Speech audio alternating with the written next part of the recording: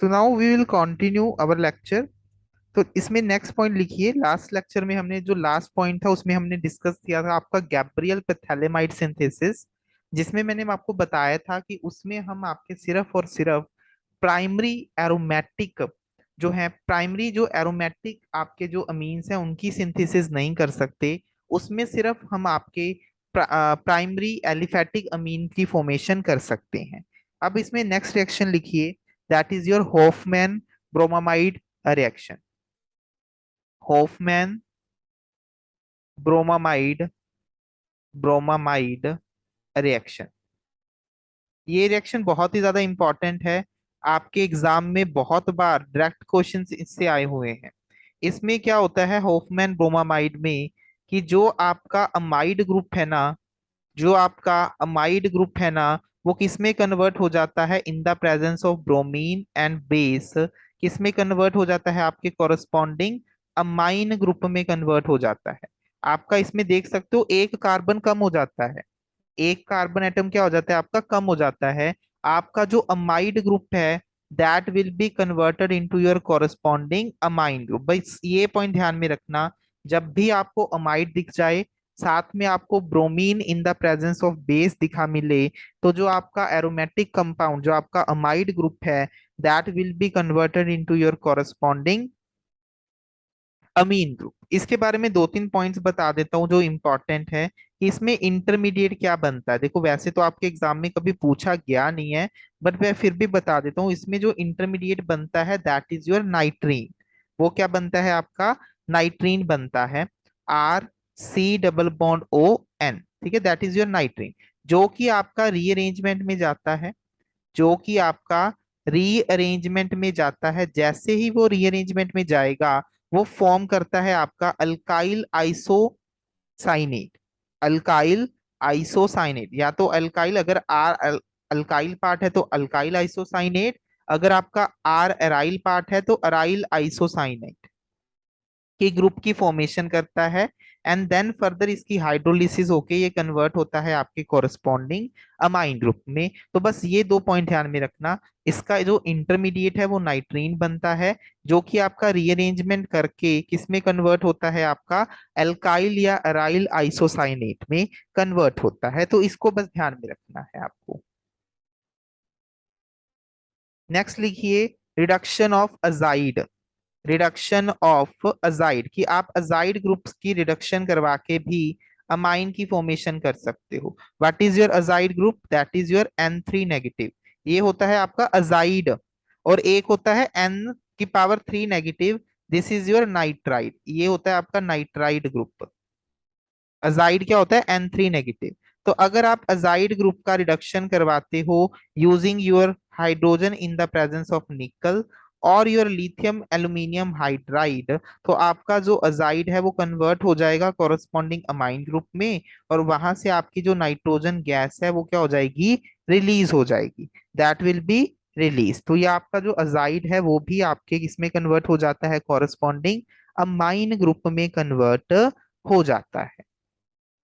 यहां तक point clear है भाई?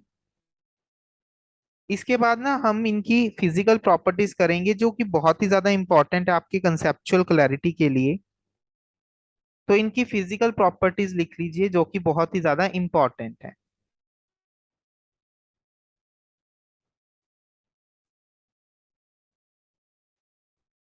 तो देखो आपके जो अमीन्स ग्रुप होते हैं, आपके जो अमाइंस हैं, कैन डू हाइड्रोजन बॉन्डिंग। वो आपके हाइड्रोजन बॉन्डिंग में पार्टिसिपेशन कर सकते हैं। अब कौन कितनी हाइड्रोजन बॉन्डिंग करेगा दैट डिपेंड्स कि वो प्राइमरी है, सेकेंडरी है या टर्शरी है। अगर मैं बात करूं आपके प्राइमरी अमीन्स की, सिंपल प्राइमरी अमीन्स की बात कर रहा हूं गैसियस फॉर्म में, तो यहाँ पे जो आपका प्राइमरी अमीन होगा दैट इज RnH2। तो यहाँ पे कितनी हाइड्रोजन बॉन्डिंग पॉसिबल हो सकती है आपकी? दो, एक तो ये हाइड्रोजन और ये। तो ये कितनी हाइड्रोजन बॉन्डिंग में पार्टिसिपेट कर सकता है आपका? दो हाइड्रोजन बॉन्डिंग में पार्टिसिपेट करता है आपका प्राइमरी अमीन। अगर मैं सेकेंडरी अमीन की बात करूं तो वो कितनी हाइड्रोजन बॉन्डिंग करेगा आपका? R2NH है, तो एक ही हाइड्रोजन बॉन्डिंग में पार्टिसिपेट करेगा, यहाँ पे बनता है वन हाइड्रोजन बॉन्ड। और टर्शरी है, टर्शरी में कोई भी हाइड्रोजन प्रेजेंट नहीं होता, तो वो आपका हाइड्रोजन बॉन्डिंग में पार्टिसिपेट नहीं करता। No hydrogen present, so no hydrogen bonding. Clear है पॉइंट। तो अगर मैंने गैसियस सिस्टम की बात की, गैसियस फेज की बात करता हूं, तो हाइड्रोजन बॉन्डिंग सबसे ज्यादा होती है प्राइमरी में, देन सेकेंडरी में, देन टर्शरी में।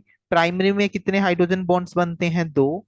सेकेंडरी में बनता है एक। और टर्शरी में हाइड्रोजन बॉन्ड्स कितने बनते हैं आपके? जीरो बनते हैं। That is in the gaseous form. Clear है पॉइंट यहां तक। तो जिसमें जितना ज्यादा हाइड्रोजन बॉन्ड होगा, उतना ही बॉन्डिंग स्ट्रांग होगी, आपस में फोर्सेस ऑफ अट्रैक्शन उतना ही ज्यादा स्ट्रांग होगा, तो उनके बॉइलिंग पॉइंट भी क्या होंगे? उतना ही ज्यादा क्या होगा आपका? स्ट्रांग होगा। सो दैट मीन्स आपका जो प्राइमरी अमीन्स हैं, उनका बॉइलिंग पॉइंट ज्यादा होता है सेकेंडरी से, और सेकेंडरी का बॉइलिंग पॉइंट ज्यादा होता है आपके टर्शरी से। Clear. So that is a very important property. और अगर मैं बात करूं आपके एक्वस फेज में, तो एक्वस फेज में क्या होगा भाई?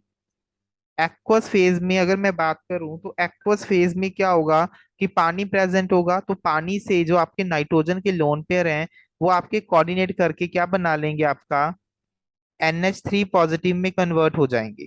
किस में कन्वर्ट हो जाएंगे? आपके NH3 पॉजिटिव में। तो अब ये कितने हाइड्रोजन बॉन्ड बना सकता है? तीन।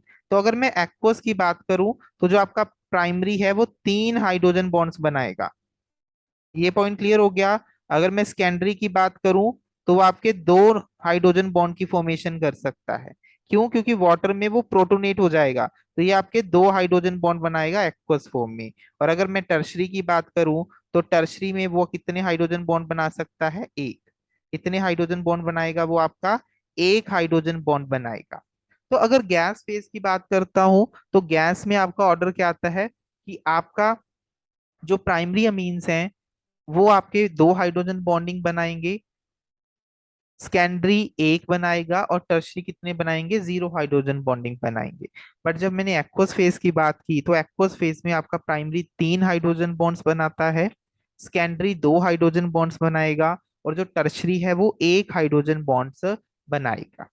Is it clear? ये पॉइंट क्लियर है भाई? सो दैट मीन्स आपका जो प्राइमरी है वो तीन हाइड्रोजन बॉन्ड्स बना रहा है, तो सबसे ज्यादा स्टेबल होगा। तो अगर ये सबसे ज्यादा स्टेबल है, सो दैट मीन्स नाइट्रोजन की जो डोनर पावर है, यहाँ पे नाइट्रोजन की जो डोनर एबिलिटी है वो सबसे ज्यादा होगी। अगर कोई सिस्टम आपका स्टेबल बन रहा है, तो इसका मतलब कब स्टेबल बना? जब नाइट्रोजन ने अपने इलेक्ट्रॉन डोनेट किए। सो देयरफॉर नाइट्रोजन की डोनर एबिलिटी क्या है? सबसे हाईएस्ट है आपके प्राइमरी में। तो अगर मैं डोनर एबिलिटी का ऑर्डर लगाऊं, तो मेरा ऑर्डर क्या बनेगा कि प्राइमरी का सबसे ज्यादा आएगा, then secondary, then tertiary. This is the order of basicity. That is solely on the basis of your hydrogen bonding. ये आपके हाइड्रोजन बॉन्डिंग के बेस पे ऑर्डर आया है। ये आपके हाइड्रोजन बॉन्डिंग के बेस पे ऑर्डर आया है। अगर मैं सिंपली बात करूं आपके बेसिसिटी के बारे में कि कौन सबसे ज्यादा बेसिक होगा और कौन कम होगा, तो गैस फेज में अगर मैं बात करूं आपके इंडक्टिव ऑर्डर की, तो आपका ये क्या है? प्राइमरी है RNH2। RNH2 primary. देन है आपका R2NH। नेक्स्ट है आपका R3N। तो इसमें तीन तीन ग्रुप लगे हैं इलेक्ट्रॉन डोनेटिंग, तीन इलेक्ट्रॉन डोनेटिंग ग्रुप लगे हैं। तो जितने इलेक्ट्रॉन डोनेटिंग ग्रुप्स होंगे, उतनी ही ज्यादा, that means more electron density on nitrogen atom, more electron density on nitrogen atom. और जितनी ज्यादा इलेक्ट्रॉन डेंसिटी होगी नाइट्रोजन एटम के ऊपर भाई, उतना ही उसका डोनरेबिलिटी ज्यादा होगी। देयरफॉर मोर डोनरेबिलिटी। तो जितनी डोनरेबिलिटी ज्यादा होगी, मतलब बेसिक कैरेक्टर ज्यादा होगा। तो दैट मींस अगर मैं बात करूं आपके इंडक्टिव इफेक्ट की, तो इंडक्टिव इफेक्ट के बेस पे ऑर्डर क्या बनता है? मेरा प्राइमरी सबसे कम, देन सेकेंडरी, देन टर्शरी। तो मैं जब ये इन फैक्टर्स को क्या कर दूं? कंबाइन कर दूं। कंबाइंड, अगर मैं कंबाइंड इफेक्ट देखूं इन सभी का, तो कंबाइंड इफेक्ट से आपका ऑर्डर क्या आता है कि अगर आपका जो R ग्रुप है वो अगर मिथाइल है, तो मेरा जो ऑर्डर आएगा वो क्या आएगा? बेसिसिटी का ऑर्डर क्या आएगा? वो क्या आएगा भाई? आप लिख लीजिए। बेसिसिटी का ऑर्डर क्या आएगा? दैट इज आपका सेकेंडरी सबसे ज्यादा, सेकेंडरी सबसे ज्यादा,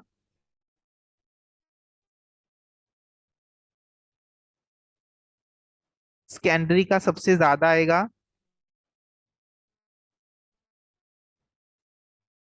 देन आएगा आपका प्राइमरी का, देन आएगा टर्शरी का, और सबसे एंड में आएगा आपके अमोनिया का। अगर आपका जो आर ग्रुप है वो मिथाइल को छोड़ के कुछ और है, देन ऑर्डर आता है बेसिसिटी का सेकेंडरी, देन टर्शरी, देन आता है प्राइमरी, देन आता है आपका ammonia. This is the order of your basicity on the basis of the combined effect. Combined effect के बेसिस पे हम इस ऑर्डर को क्या करते हैं, डिटरमिन करते हैं। तो आपको ध्यान रखना है कि जो सेकेंडरी अमीन्स होते हैं they are the most basic, they are the most basic. यहां तक कोई doubt? Any doubt till here?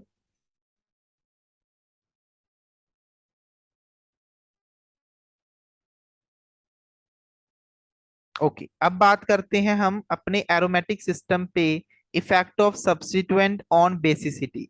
Basicity के बारे में हम डिस्कशन करते हैं कि उनका इफेक्ट क्या पड़ेगा। देखो, आपको पता है जितनी ज्यादा इलेक्ट्रॉन डेंसिटी होगी, इलेक्ट्रॉन जो डोनेटिंग ग्रुप होंगे वो क्या करेंगे, बेसिसिटी को बढ़ा देंगे, क्योंकि इलेक्ट्रॉन डेंसिटी क्या होगी, नाइट्रोजन पे बढ़ेगी। और जबकि जो आपके इलेक्ट्रॉन विदड्रॉइंग ग्रुप होंगे तो इलेक्ट्रॉन को खुद अपनी तरफ विदड्रॉ करेंगे, बेसिक करेक्टर को क्या कर देंगे, कम कर देंगे। तो अभी मैं यहाँ पे आपको क्वेश्चंस दे रहा हूँ, तो आपको इनके ऑर्डर को कंपेयर करना है कि which one is more basic and which one is less basic. तो सबसे पहले है आपका एनिलीन, सेकंड नंबर पे आता है आपका, ऑर्थो पोजीशन पे मैंने लगा दिया आपका CH3 ग्रुप, फिर लगा दिया मेटा पे, देन लगा दिया मैंने आपका पैरा पे,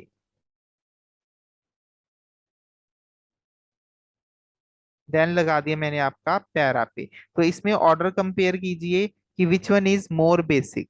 इसमें ऑर्डर क्या आएगा, जल्दी से बताइए।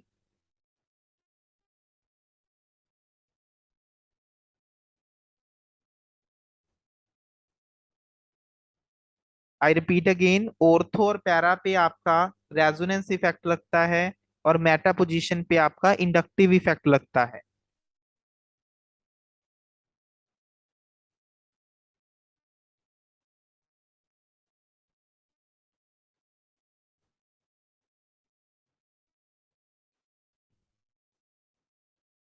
टू का कहते सब नो, यहाँ पे ध्यान रखिए, देखो टू सबसे पास है, ठीक है। अगर आप सोचते हो कि टू का इंडक्टिव इफेक्ट भी ज्यादा है और मेसोमेरिक इफेक्ट भी ज्यादा है, तो ये आपका पॉइंट यहाँ पे रॉन्ग हो जाएगा। कारण क्या है, ध्यान से समझना। इसका पहले ऑर्डर लिख लो, ऑर्डर क्या आएगा बेसिसिटी का। जो आपका टू है ना वो सबसे कम बेसिक होगा। सबसे बड़ी कंफ्यूजन बस इसी में आती है कि टू का ऑर्डर कम क्यों होगा, ये समझ लीजिए। देखो, सेकंड में क्या है कि मान लीजिए इसने बेसिक करेक्टर शो कर दिया, तो जैसे ये बेसिक करेक्टर शो करेगा, नाइट्रोजन क्या बन जाएगा, टेट्राहेड्रल बन जाएगा। और आपका कार्बन जो ग्रुप अटैच है दैट इज ऑल्सो टेट्राहेड्रल। तो ये क्या करेगा, जैसे ही इसने अपने इलेक्ट्रॉन डोनेट किए, आपका यहाँ पे क्या आ गया, एक एटम आ गया। तो आपके इसमें क्या होगा, ऑर्थो पोजीशन के साथ क्या होगा, स्टेरिक क्राउड क्रिएट हो जाएगा, स्टेरिक रिपल्शंस आ जाएंगी। सिस्टम क्या बन जाएगा आपका, अनस्टेबल, सिस्टम बिकम्स अनस्टेबल। और अगर आपका मॉलिक्यूल अनस्टेबल बन गया तो इसका मतलब क्या है, ये इसका जो, अगर ये स्टेबल ही नहीं है तो मतलब बेसिसिटी क्या होगी, बहुत ही कम होगी। तो लीस्ट बेसिसिटी आएगी। पॉइंट क्लियर हुआ या नहीं? अगर ये अपना इलेक्ट्रॉन डोनेट कर देगा, तो इलेक्ट्रॉन डोनेट करने से इस पे जो हाइड्रोजन आएगा, हाइड्रोजन आने से क्या होगा, स्टेरिक बल्क बहुत ज्यादा क्रिएट हो जाएगा। तो अगर आपका सिस्टम अनस्टेबल बन गया, इसका मतलब वो फिर डोनेशन नहीं करेगा। इसी वजह से जो आपका बी है उसकी जो बेसिक कैरेक्टर है वो सबसे कम होता है। क्लियर? यहाँ पे पॉइंट क्लियर है भाई?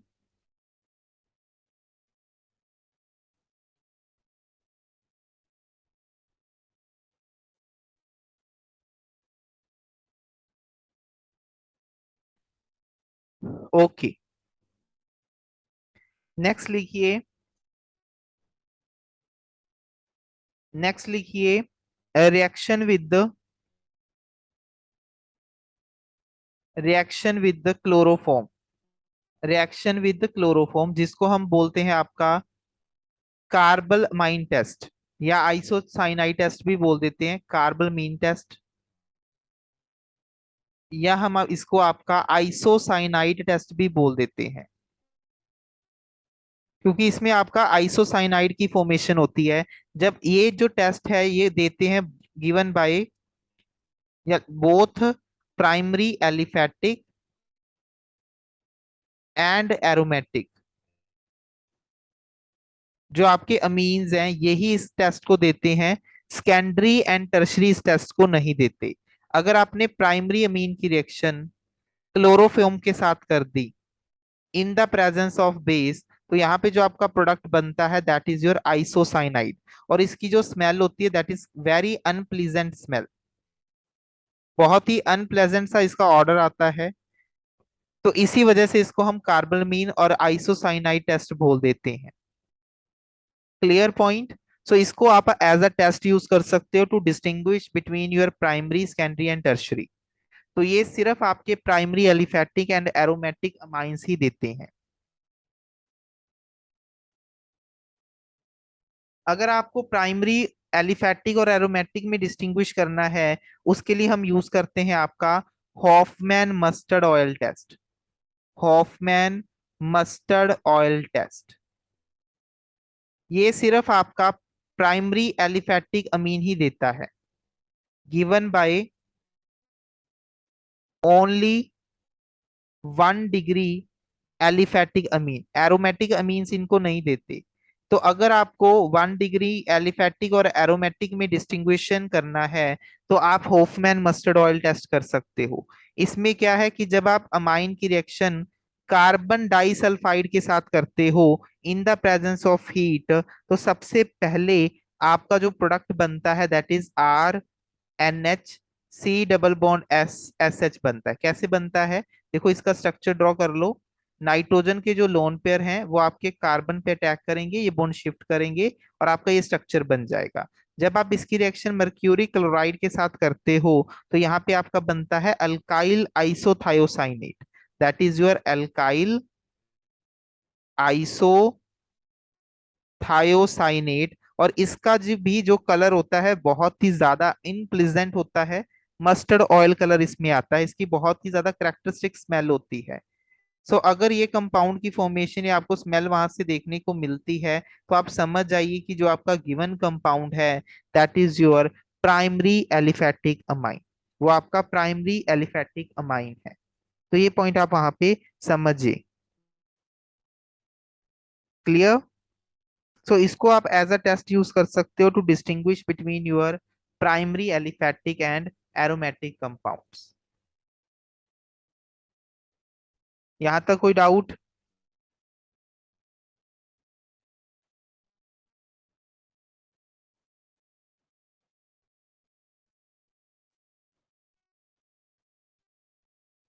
ओके।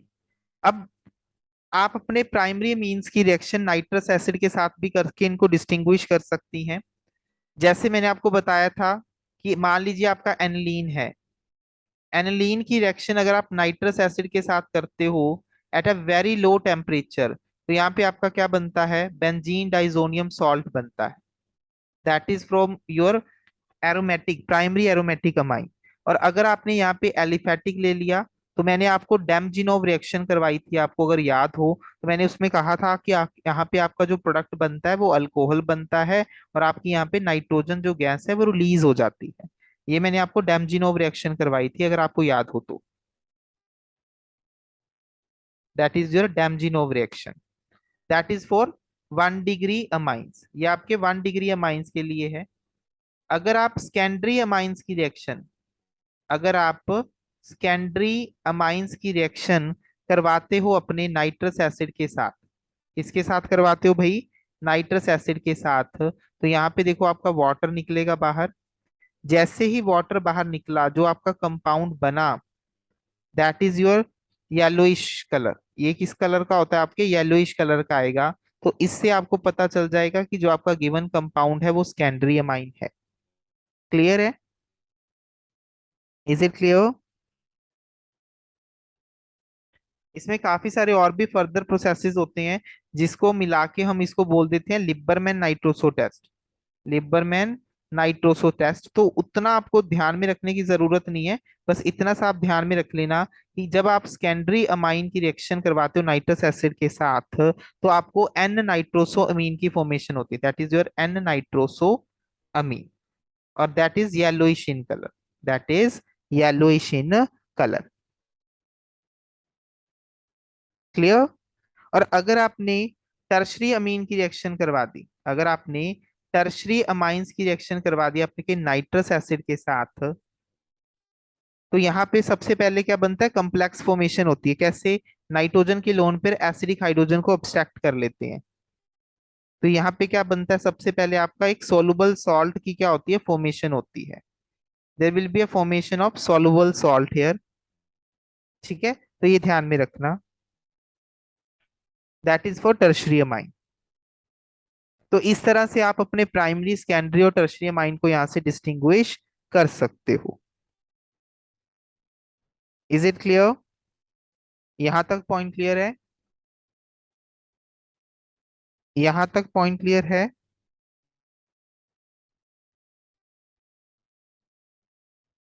यस। Any doubt? यहाँ तक कोई भी डाउट है, यू कैन आस्क।